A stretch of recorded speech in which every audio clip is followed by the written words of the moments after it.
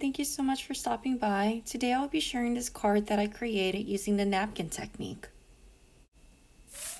Alrighty, so to start off, you want to grab any kind of napkin that you have on hand. Today I'm using this cute bee wreath napkin.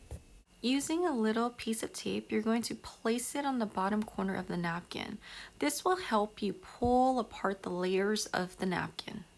Typically, a napkin would contain 2 to 3 layers. So as you can see here, I'm pulling another layer off of this napkin. Once all of the layers are removed, you're going to need to grab a piece of white cardstock. Usually a standard A2 size card will work, but since my napkin is a square shaped napkin, I decided to cut it down to 4 inches by 5 inches. On one side of the cardstock, you want to apply any kind of adhesive. You don't really need anything too fancy here. I just use a regular glue stick. Okay, so this next part can get a little tricky. So what you want to do is make sure that the pretty side of the napkin is face down. Next, you want to grab your cardstock with the adhesive face down, and you want to gently apply it onto the back of the napkin. Gently using a bone folder or even a gift card or a credit card, you want to kind of smooth out the back of the cardstock. However, once you flip over your napkin, you don't want to use your bone folder. Instead of using your bone folder here, I recommend using a plastic bag, such as a Ziploc bag. You can wrap it around your finger and use that to smooth out the cardstock. Now that the napkin is glued on, what you want to do is just trim off the extra pieces.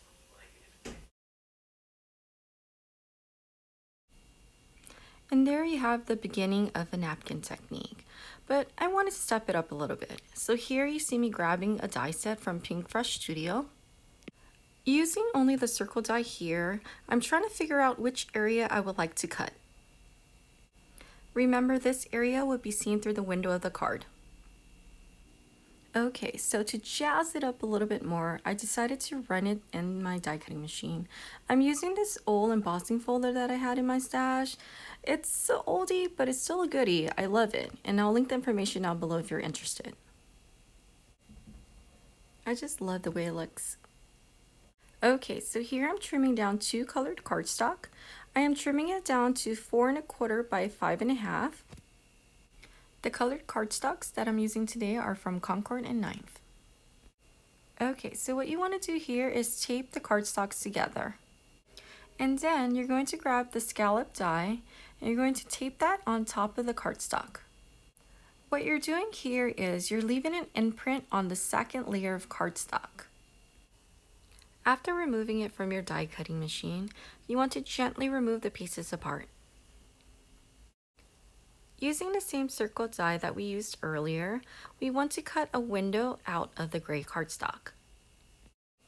The reason why I'm cutting this piece off is because I wanted the yellow scallop to be exposed underneath. Okay, so here you can see our yellow cardstock. It has a little bit of an imprint of the die, so what we want to do is wiggle our die over it to make sure that it's in place before we run it through our die cutting machine. Using my tonic tool, I'm just removing all of the excess pieces. Now you can see that both cardstock align very nicely together.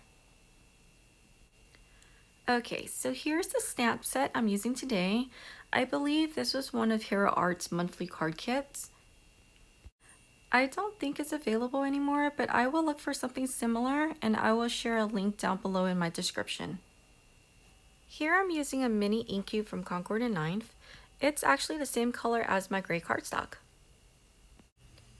Okay, so here I'm not doing anything in particular. I'm just making sure to leave a little bit of space in between each placement. What I really like about this stamp set is that it comes with the little filler stamp as well. So as you can see, I'm stamping in the little hexagon with the same mini ink cube. I wanted to give my cardstock a little more interest, so I grabbed my Darkest Distress Oxide ink and used that around the edges of my cardstock. So the black here was looking a little too dark for me, so I decided to go in with Hickory Smoke and I used that to blend it in as well. After that was blended thoroughly, I spritzed a little bit of water onto the palm of my hand to add a little more interest to my cardstock. After using a rag to dry up my water drops, I went in with white paint and added white splatters. This part can get really messy, so I would recommend putting the cardstock in a splatter box. While letting the white paint dry up on the gray cardstock, I went ahead and cut this sentiments out of black cardstock 3 times. Using a strong adhesive, attach all 3 sentiments together. Here I'm using the art glitter glue. It has a very nice precision tip. Using a black cardstock, you would need to create a card base. Here I'm using pitch black from Hero Arts, and I cut it down to 8.5 by 5.5. I'm creating a side folding card, so I went ahead and scored it at 4.25. Okay, so now that's completed. What we want to do is go ahead and glue everything together. Here I'm using the same strong adhesive, the art glitter glue, and I'm applying that to the back of the gray cardstock. And then we're going to place that on top of the yellow cardstock. After gluing it together, I decided that I wanted a little bit of black to show around the card front. So here you can see that I'm trimming off a little bit off of each side of the card front. Okay, so for this next step, I do apologize. For some reason, I can't find the footage on my camera. What I did here was I placed glue around the edges of the napkin circle, and then I adhered it on the back of the yellow cardstock. When you are adhering it to the yellow cardstock, make sure to take a look at the front card front to make sure that the napkin piece is where you want it to be. Using the same strong adhesive, you want to go ahead and apply it on the entire back of the card front, and now you are going to apply it to the card base. Now grabbing our layer sentiment, I went ahead and applied glue on the back of it. The precision tip on this glue works amazing on detailed dies like this. Using my tweezer, I used that to help me align the sentiment onto my card front. I am loving the way this card is looking, but I wanted to add a little extra shine.